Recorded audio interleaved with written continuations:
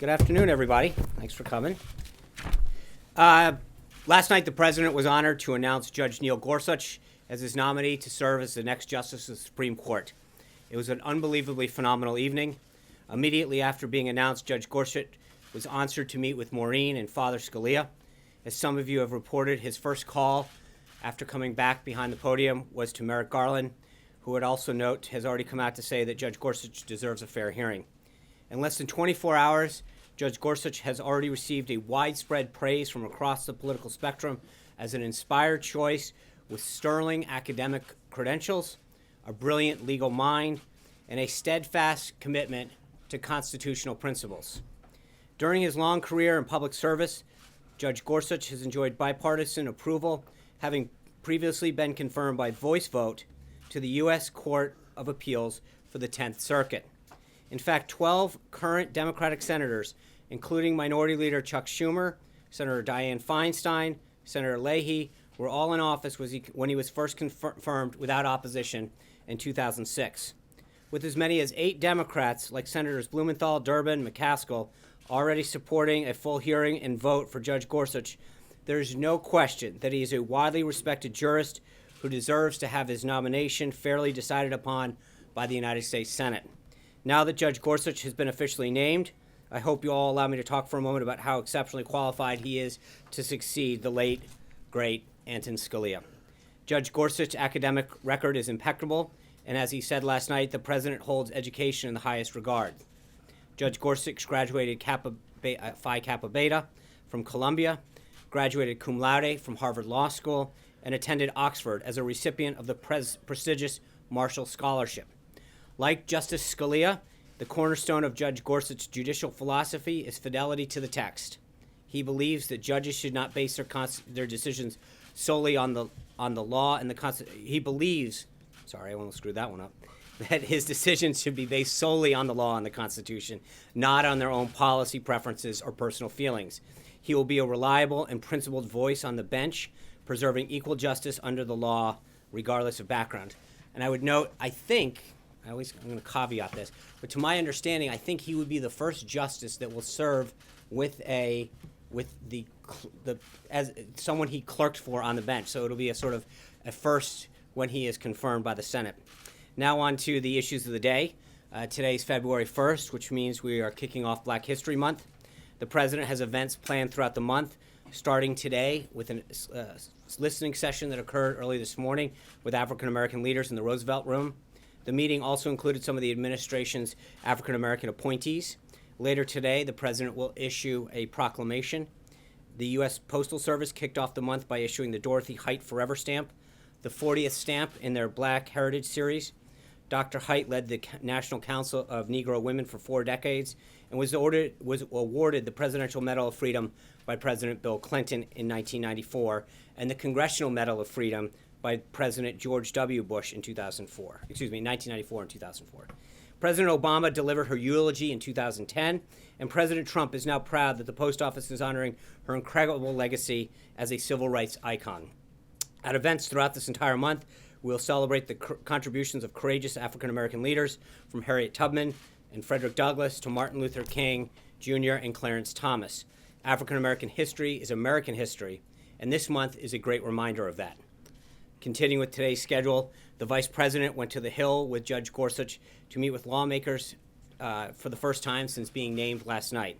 On the Hill, the Vice President met with Majority Leader McConnell, and the staff spearheading Judge Gorsuch's nomination will also meet with Senators Cornyn, Grassley, Hatch, and Gardner.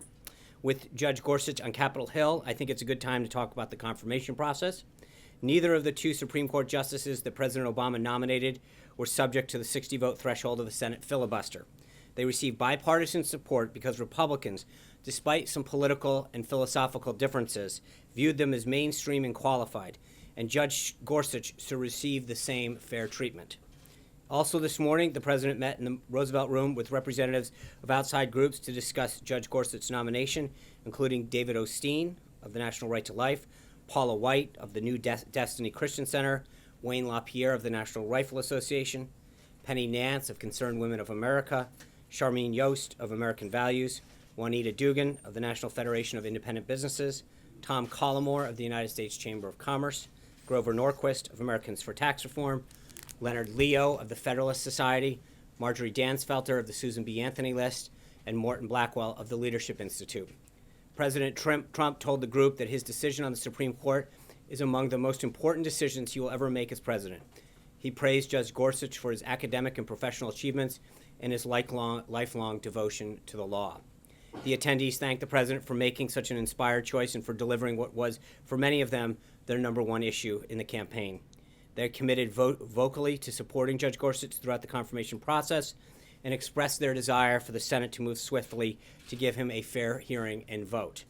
The meeting closed with the president inviting the group in the Oval Office, which several attendees really enjoyed that honor. The president then had lunch with Secretary of State designate Tillerson. Mr. Tillerson's tenacity, broad experience, and deep understanding of the geopolitics are going to make him an outstanding chief diplomat for the United States, and the president is looking forward to the full vote of the Senate on his nomination. Later this evening, the president will participate in a standing legislative affairs strategy meeting with his team, who have been working closely with Congress to enact the president's agenda. So far, between the vice president and staff, we've had many productive conversations with members of both parties and both chambers on a variety of issues, from trade to the president's nomination for his cabinet and now the Supreme Court. Now, starting this week, our legislative affairs team will also conduct extensive outreach on behalf of Judge Gorsuch's nomination process. Clearly, this administration has made reaching out to Congress a top priority, but you know where I'm going with that. Democrats in the Senate continue to use every tool at their disposal to try to get away of the president's attempts to make America great again. Just today, Senate Democrats again refused to even participate in committee votes for Senate designates Price and Mnuchin, who were moved out of the Finance Committee with 0 Democrats present. Democrats also boycotted EPA Administrator Designate Pruitt's hearing. They are doing their constituents in our country a disservice by resorting to these childish tactics. The president's cabinet nominees will be confirmed on the floor of the Senate once Democrats actually allow them to get a fair vote. In other cabinet news, Attorney General designate Senator Jeff Sessions was voted out of committee today. We look forward to his full vote as the next Attorney General. Additionally, Secretary of State Rex Tillerson designate is expected to receive a vote by the full Senate this afternoon. And finally, Veterans Administration Secretary designate Dr. David Shulkin will go before the Senate Committee on Veterans Affairs at 2:30 this afternoon. A few more things before I open it for questions. In terms of the schedule tomorrow, the president will attend the National Prayer Breakfast and have lunch with Harley Davidson executives here at the White House. The president will also meet with Senator Hatch, Senator Wyden, Congressman Neal, and Congressman Brady. Further guidance on all of those meetings will be coming soon. A few personnel announcements. Today, the president sent the following nominations to the Senate: Rachel L. Brand of Iowa to be Associate Attorney General, Stephen Andrew Engel of D.C. to be Assistant Attorney General, and Rod J. Rothstein of Maryland to be a Deputy Attorney General. On another note, yesterday we talked about recent reporting concerning the president's executive order protecting the nation from foreign terrorist entry. I want to draw your attention to some polls that have come out on that subject. For all the hysteria around the implementation of this order, the American people as a whole are very supportive of the action that the president is taking. A new Rasmussen report poll finds that 57%, which is a clear majority, of likely U.S. voters favor a temporary ban on refugees from Syria, Iraq, Iran, Libya, Somalia, Sudan, Yemen, until the government can do a better job of keeping these individuals out who pose a threat. A Reuters poll found that 66% of Americans believe that the United States should limit the number of refugees into the country, and the safety of the American people and the security of the American homeland are the president's top priorities. And most Americans agree with the steps that he's taken to keep our country safe. Further today, the United Arab Emirates foreign minister voiced his support for the president's decision to take our national security so seriously. The foreign minister also added that he believes the restrictions are not based on religion, but on the, quote, structural problems faced by these nations. I know that there was a question on Monday regarding Iran's firing of a missile, an attack on a Navy vessel. I'd like to introduce National Security Advisor General Michael Flynn to provide a quick update. General Flynn. Good afternoon, everyone. Recent Iranian actions involving a provocative ballistic missile launch and an attack against a Saudi naval vessel conducted by Iran-supported Houthi militants underscore what should have been clear to the international community all along about Iran's destabilizing behavior across the entire Middle East. The recent ballistic missile launch is also in defiance of UN Security Council Resolution 2231, which calls upon Iran not to undertake any activity related to ballistic missiles designed to be capable of delivering nuclear weapons, including launches using such ballistic missile technology. These are just the latest of a series of incidents in the past 6 months in which Houthi forces that Iran has trained and armed have struck Emirati and Saudi vessels and threatened United States and allied vessels transiting the Red Sea. In these and other similar activities, Iran continues to threaten U.S. friends and allies in the region. The Obama administration failed to respond adequately to Tehran's malign actions, including weapons transfers, support for terrorism, and other violations of international norms. The Trump administration condemns such actions by Iran that undermine security, prosperity, and stability throughout and beyond the Middle East, and which places American lives at risk. President Trump has severely criticized the various agreements reached between Iran and the Obama administration, as well as the United Nations, as being weak and ineffective. Instead of being thankful to the United States in these agreements, Iran is now feeling emboldened. As of today, we are officially putting Iran on notice. Thank you. Thanks, John. Thanks, General. We are going to have a background briefing with NSC staff today at 4 o'clock here in the briefing room. Further details will be provided on that subject. So thank you, General, with that. As we start off, I mentioned yesterday, I'm pleased that we've expanded the briefing room, at least virtually. And so with that, as I begin to take your questions, I'm pleased to offer the first ever Skype seat question in the White House briefing room to Kim Kalunian from WPRI in Rhode Island. Kim? Thank you. Good afternoon. Can you hear me okay? We can. Great. Just this week, the mayor of Providence, Rhode Island, began calling our capital city a sanctuary city. As we know, President Trump's executive order says the White House will begin publicizing a weekly list of these municipalities and pledges to withdraw federal grant money from them. What I'm wondering is how soon we can expect to see this list, and how soon should cities like Providence expect to see their federal funding cut? Thanks, Kim. I think the president's goal in ending sanctuary cities is pretty clear. We want to, as we mentioned with these other actions, keep America safe. The goal is to make sure on two fronts. One, that we're doing everything we can to protect American citizens, institutions, and ending sanctuary cities is one of the ways in which we continue to do that. Furthermore, the president's been very clear through his executive order that federal funds paid for by hardworking taxpayers should not be used to help fund sanctuary cities. As we continue to implement this executive order and fulfill the pledge that he made, we'll have further updates on how that list will come out and when it will come out. So I look forward to following up on that as well. With that, David Jackson. David is not here, but I'll ask a question. Go for it. Maybe he's on Skype. The president's daily briefing has been renamed the Daily Intelligence Briefing. Can you tell me how that differs at all from the PDB? Is the president receiving his intelligence briefing in writing or orally, and who is giving both? He did receive an intelligence briefing today. Director Pompeo was here. General Flynn, his national security advisor, his briefer. He receives an intelligence briefing and the PBD every day. Is there any sense that we should get out of the renaming of it from the PDB? I think it is a more comprehensive. Again, I think we went through this during the transition period, right? There is a difference between the raw intelligence and the analysis, and I think he is constantly updated by his national security team and other intelligence officials. But every single day he does receive the PBD, and then I think on top of that he is receiving intelligence briefings from his team. But the oral briefing does not necessarily happen every day? I can get back to you on that. He does get the PBD every day, and on a daily basis, meets with his intelligence team. Yes, Hunter. Two quick questions on We're not going to do this again. on Black History Month. Yeah. Is President Obama being invited to any of the Black History Month celebrations? Not that I'm aware of. It's day one. We just started it off.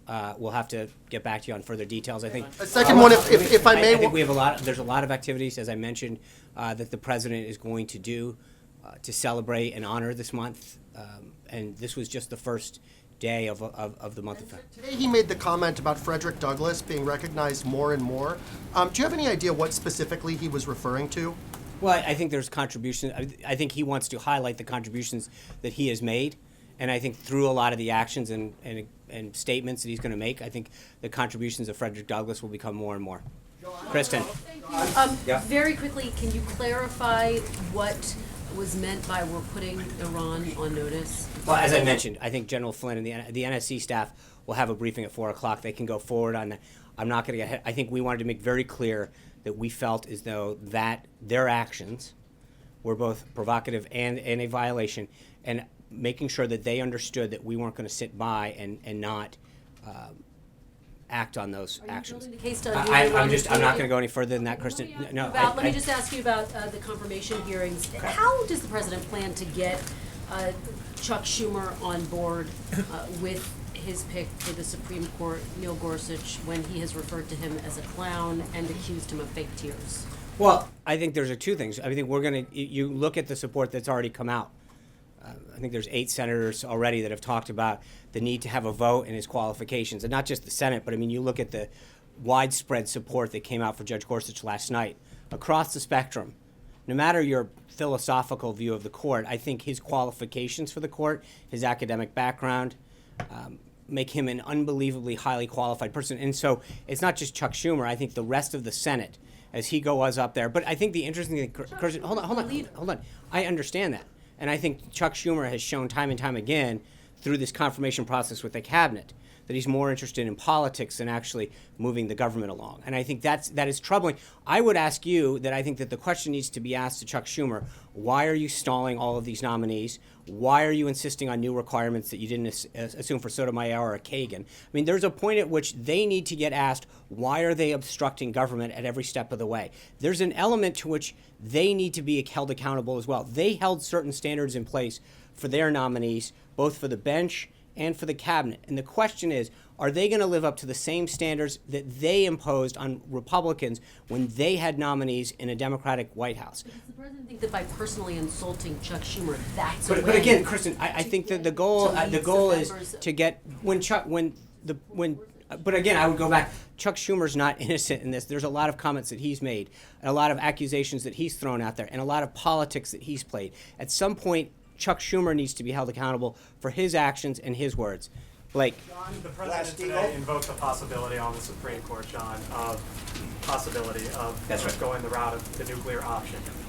If it gets to that point, is the White House comfortable with that path?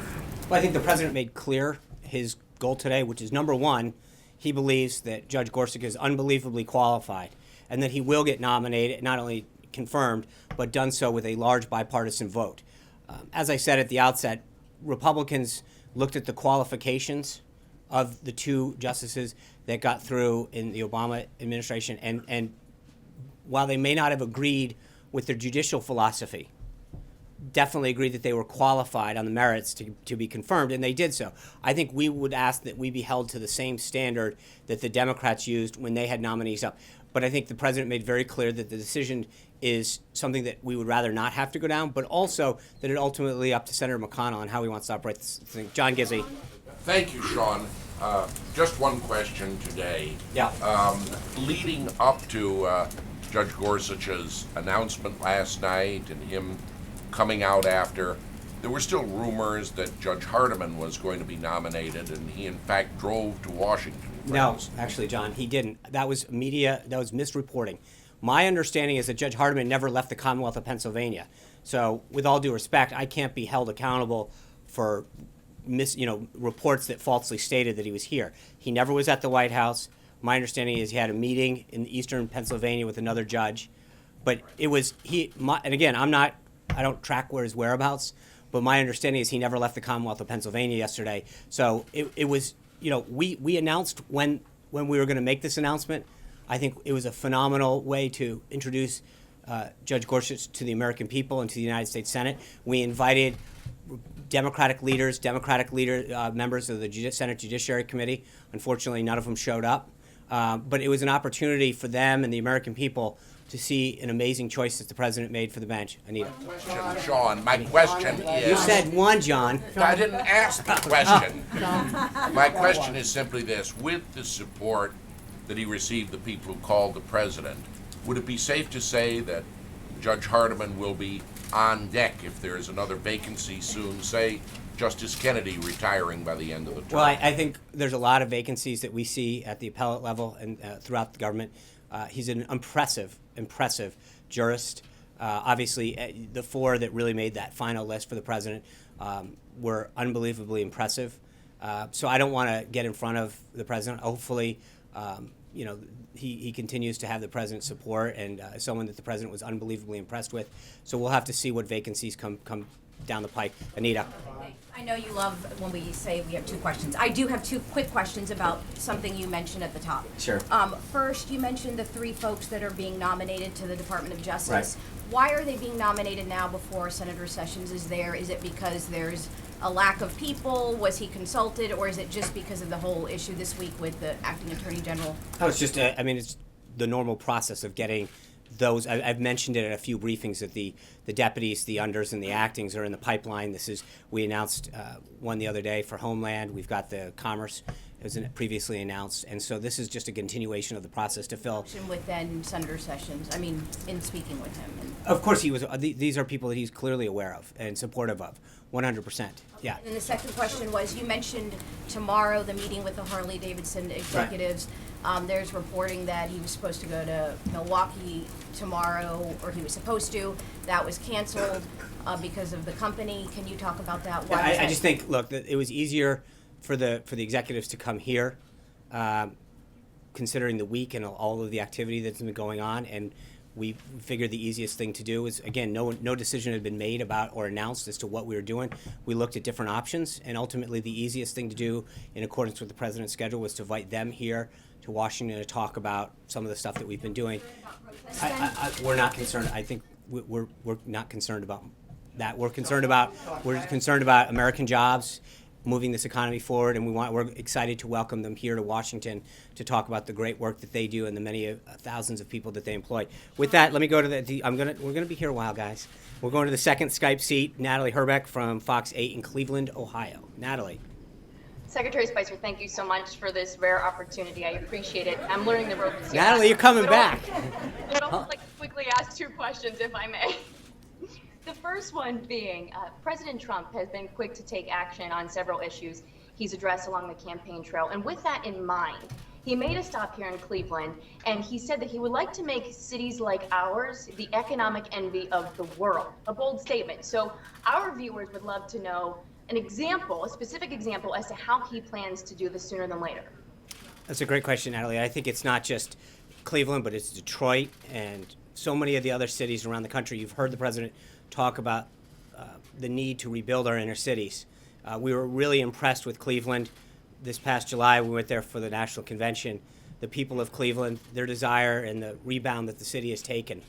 And I think that when you go to whether it's a city like Cleveland or Detroit, through different tax and regulatory measures, there's a way that we can continue to bring manufacturing back, we can continue to bring jobs back, and whether it's Harley Davidson or Carrier or Lockheed or Boeing or the GM, Fiat, Ford, these companies he continues to talk with about how they can bring jobs back, relocate things. That was, again, another one of the conversations that he had with the pharmaceutical companies yesterday. How can they bring jobs back? How can we ease regulations to do that? So it's about making sure that we have an environment, Natalie, that allows more cities to compete, to grow the manufacturing base, and to recognize the things that we can do tax-wise and regulatory-wise to allow that to flourish. Cecilia. Thank you. Steve Bannon can be heard on recording saying Islam is a dark religion, not a religion of peace, a religion of submission. Does the president share his chief strategist's apparent beliefs on Islam? No, I think the president's been very clear that his number one goal is not to target any one religion, but places and areas where we believe that there is an issue. That's what the executive order was all about the other day, making sure that areas that we don't feel have the proper mechanisms in place to assure the security, that when they travel to the United States, that we know that they're coming here for peaceful purposes. The president's number one goal has always been to focus on the safety of America, not the religion. He understands that it's not a religious problem, it's a radicalization problem, that there's a big difference between Islam, the religion, and radical Islamic terrorists that come here to seek to do us harm. But nothing about his comment that the president wants to distance himself from or even elaborate on. I just think I made it clear that there's a difference between the president's view. Yeah. Thanks. There have been multiple reports of people landing Saturday in the U.S. with valid visas who were denied entry and placed on flights back out of the country. So that's in violation of at least 5 of these federal judges' orders that came down. Is the White House working to ensure that those people illegally deported can return to the U.S.? And are these court orders causing any second thinking about certain aspects of the order? Well, I think we issued earlier today some clarification, an update from the counsel's office that clarifies Section 3C and 3E that legal permanent residents, LPRs, we no longer need a waiver.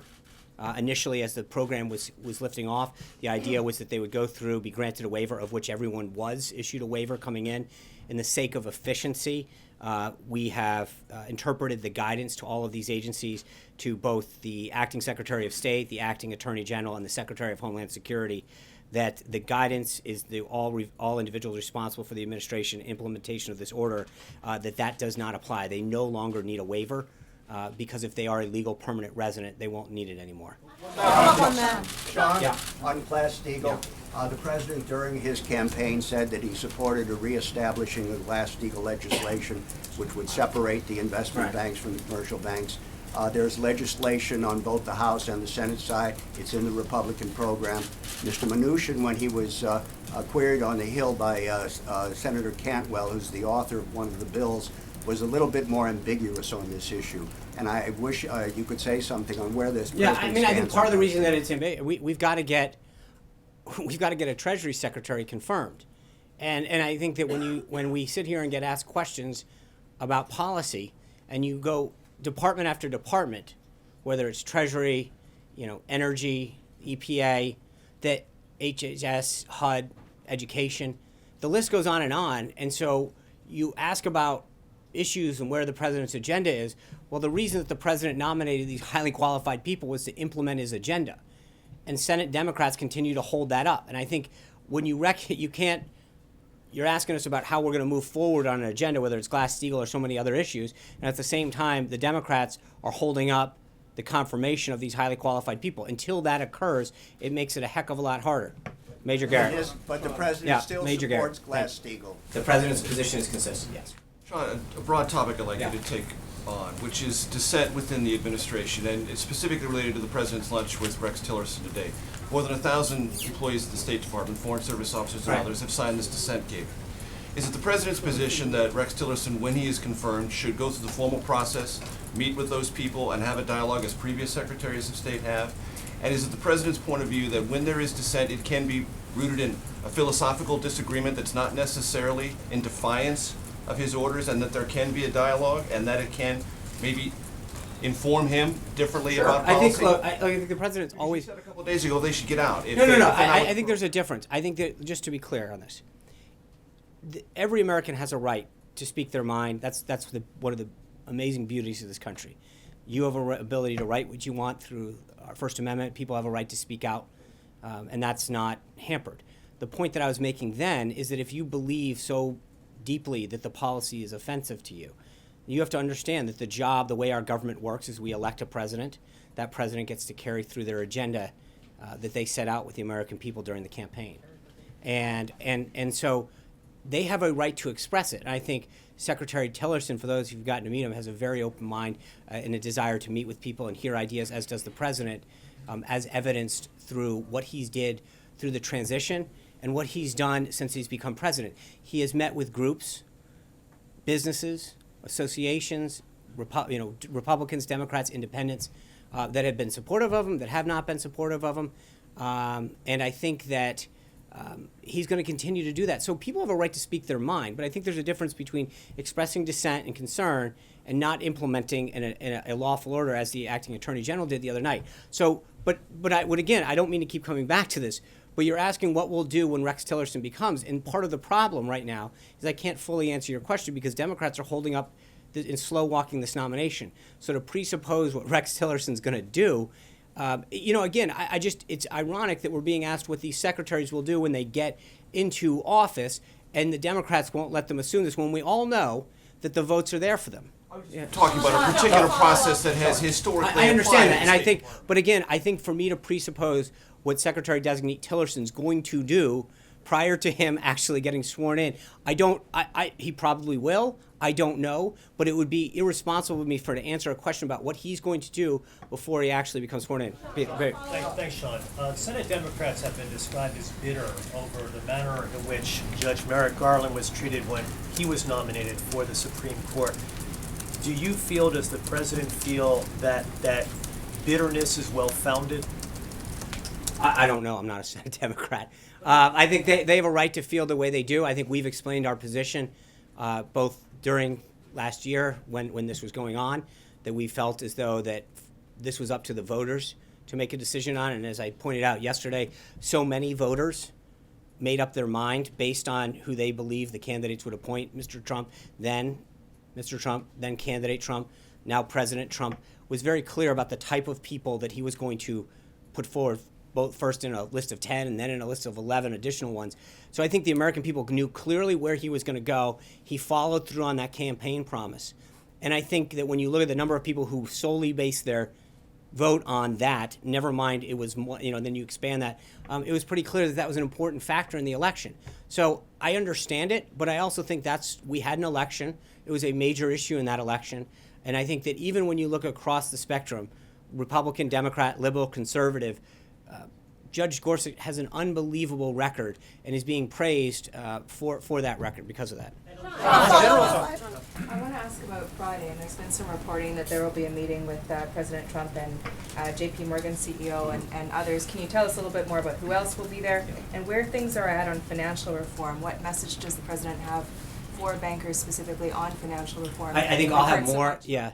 Obamacare and tax reform, but it seems like financial reform has sort of fallen by the wayside. Well, I wouldn't agree with that. I think that when you look at regulatory reform and tax reform and all of the steps that he's been taking to help the economy grow and to create jobs, that's right in that wheelhouse. I hope to have further updates on the schedule for you tomorrow, but I don't know. Tomorrow. Thank you, Sean. I have a question about foreign policy, but I wanted to follow up. You said that LPRs no longer need a waiver, but you didn't answer the question about what about the people who were put on planes, people who were LPRs but were put on planes back to where they came from. What happens to them? Well, again, I think then they go through the process. It depends if they are an LPR. If not, then they go through the application process.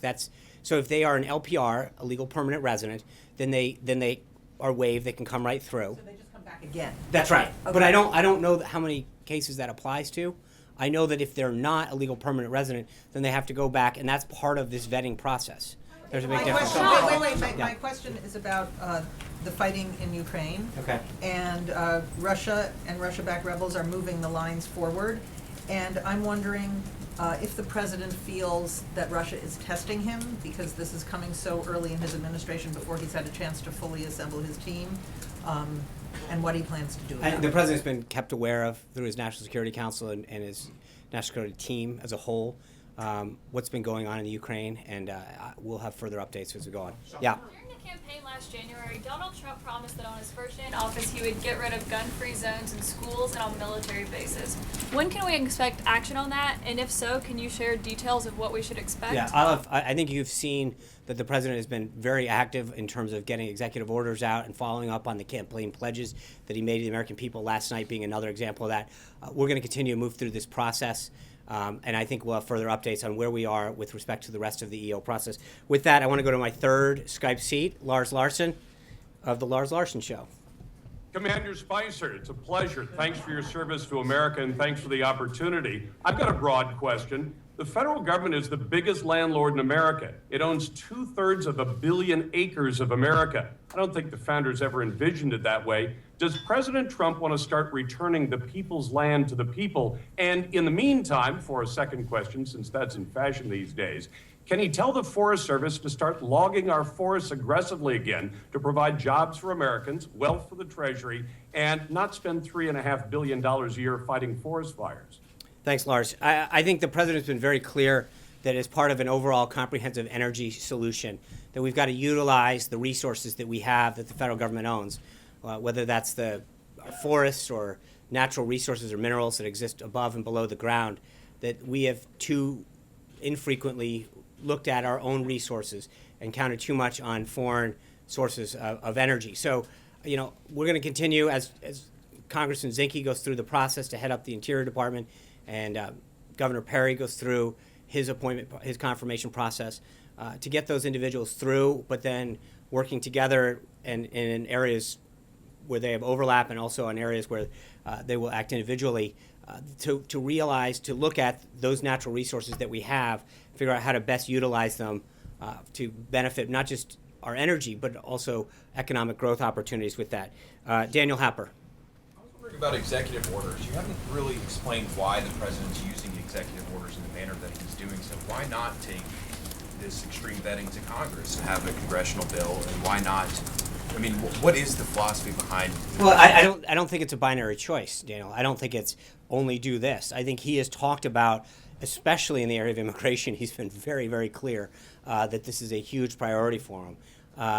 And I think that he is going to continue to look at this from a holistic aspect. In other words, visas, visa reform, the wall, our southern border, our northern border, all of these things that, you know, vetting. There is a very, very comprehensive, and those things in which he can do through executive order and action, he will. Those things that he can do through working with Congress legislatively, he's going to continue to do as well. Tulip from Bloomberg. Right here, Sean. Yep.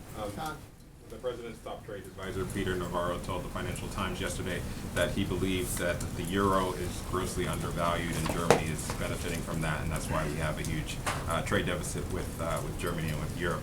Does the president agree with that, that the euro is undervalued, and if so, does he plan to do anything? I think when it comes to currency valuation, I'm not going to get out yet. I think we've got a Secretary of Treasury that's in the confirmation process, and once that happens, I think then Secretary Mnuchin will be able to address that as well. Yeah. Sean Dan Housley, 7 News Boston. I'd like to ask you about Kelly Ayotte's role shepherding. I was hoping you were going to ask about the Patriots.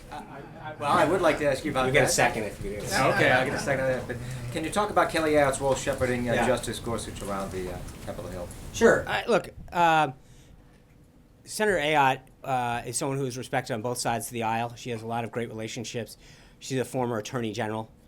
She understands the judicial process very well, but she's also, I mean, this process is a relationship process by and far. You're going around introducing a judge, someone who has not generally been exposed to the legislative process, definitely not the congressional process, is to the extent. Her relationship with President Trump was strained during the campaign. That's right, and I think that goes and shows, as I've mentioned several times, both through the transition and early, the president's not holding some kind of test about what degree of support you had for him.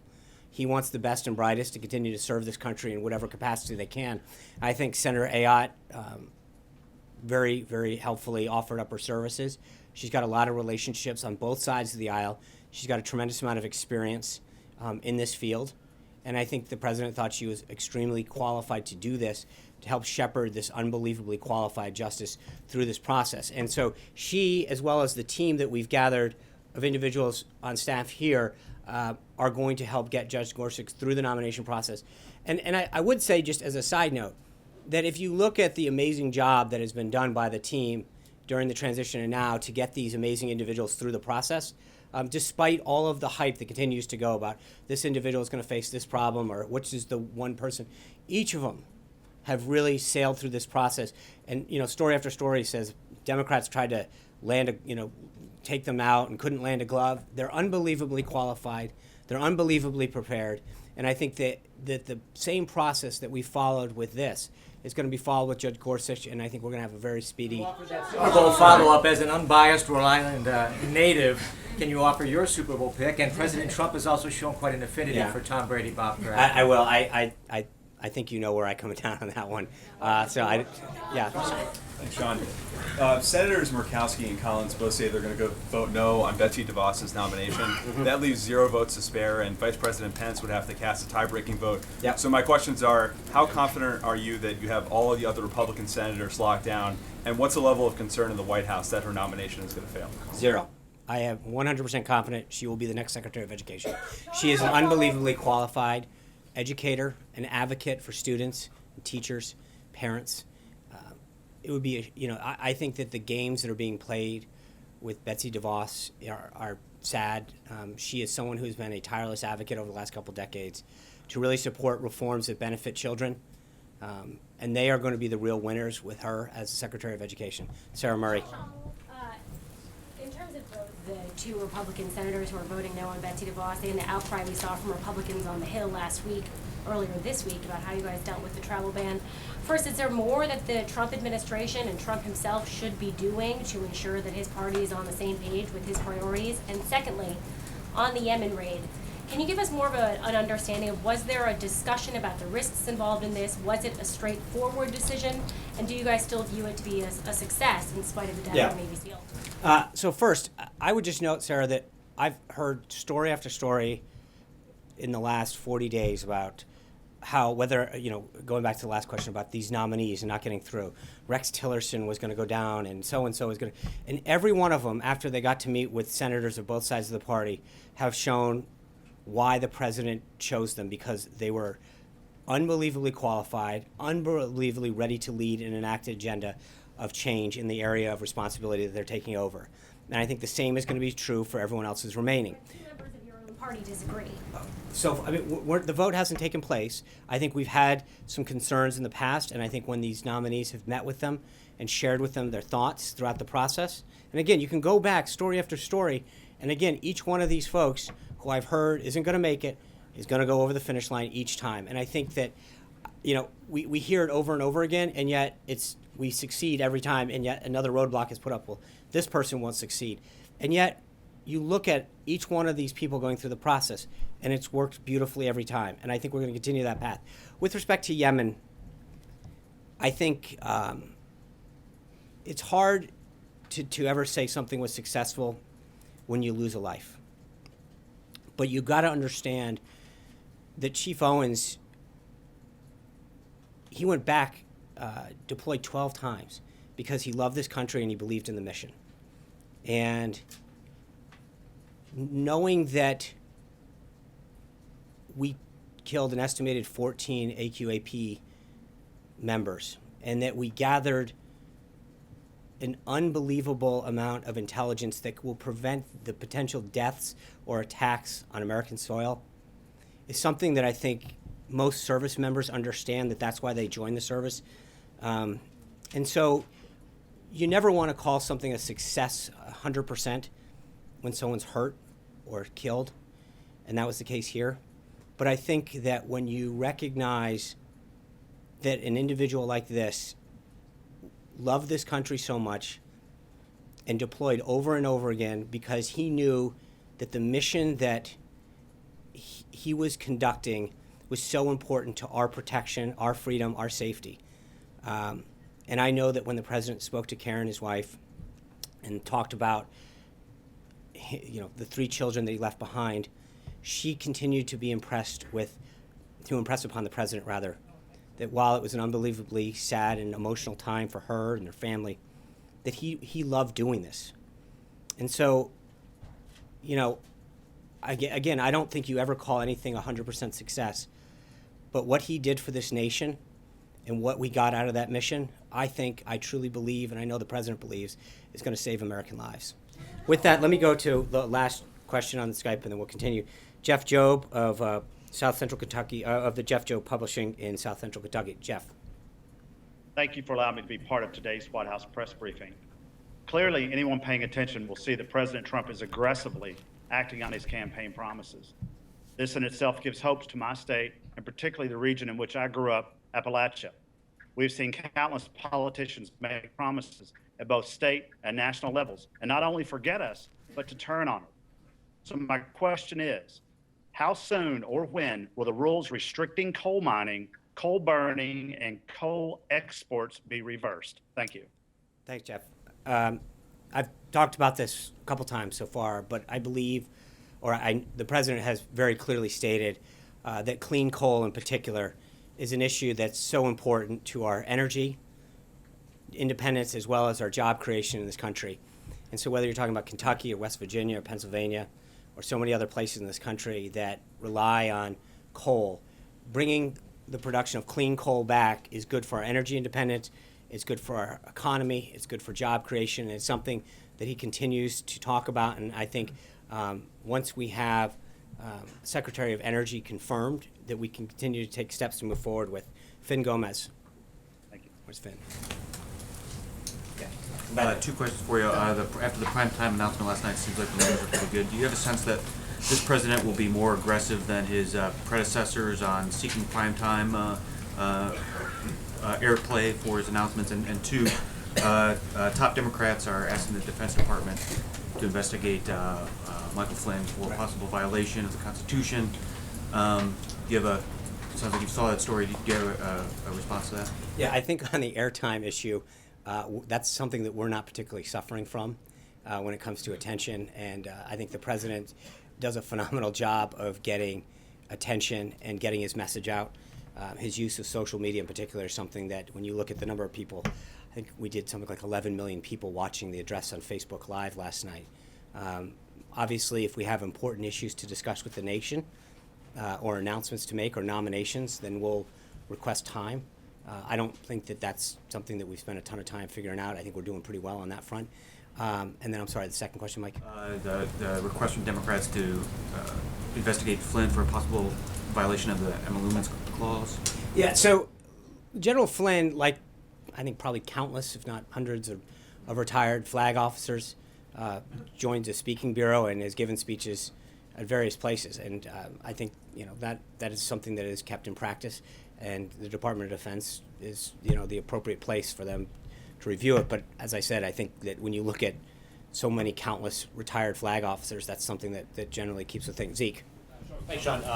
General Flynn, when he was up here, offered some criticism of the Obama administration's handling of Iran in particular. Is that something we should be expecting to hear more from this administration, whether it be on foreign policy or other issues, criticism of the previous administration going forward?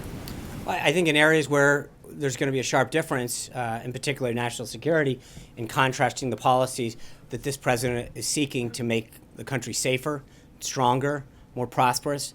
He's going to draw those distinctions and contrasts out. But it's in this particular area, I think the president, when it came to the Iran nuclear deal, was very, very adamant in his opposition to the deal and to its implications. And so he's going to continue to make sure that the American people know that some of these deals and things that were left by the previous administration, that he wants to make very clear what his position is and his opposition to them. And the action and the notice that he put Iran on today is something that that is important, because I think the American people voted on change. Again, this is another issue that he was very clear about. So with that, thank you guys. I'll see you tomorrow. Take care. Have a good day. One more, sir.